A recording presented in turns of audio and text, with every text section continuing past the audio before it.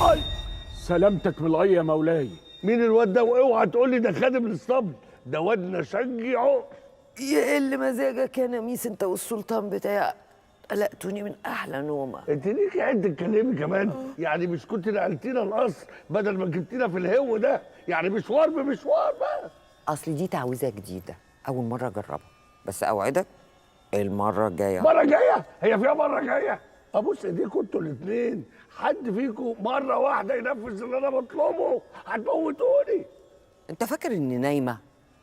انا لما بنام بشوف، ولما بشوف بقول على المستخبي واجيب الزيتونه. ولا شفت منك لا زيتونة ولا ليمونة. طب خد دي، الوريث اترفعت عنه العكوسات، وكان قدام عينيك ومن عماك ما شفتوش. خادم الاسطبل يبقى ابن اخوك، واسمه موكوس.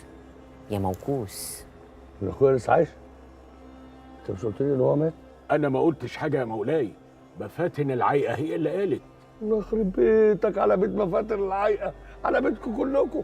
يعني دلوقتي المختاره والوريث مع بعض؟ يا خراب بيتك يا طبعا. انا الدنيا كلها هتهد على دماغي، كل حاجه هتروح مني. احسن عشان تبقى تسمع لحد غيري. خلاص خلاص، انا هتصرف، هجيبهولك. هيروح مني فين؟ ده انا ام العريف.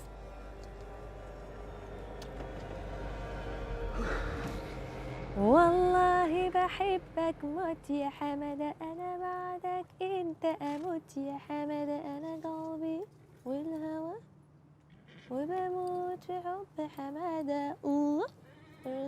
حمادة مين؟ بتسلى، زهقت جدا وتعبت جدا، ما يلا بينا بقى نقوم عشان نوصل واحة الرمال دي. طب ما الحصان برضه زهق جدا وتعب جدا ولازم يستريح عشان نعرف نكمل. بس أنا خلاص صدعت من البتاع اللي على دماغي دي، عمالة تشد راسي لورا كده.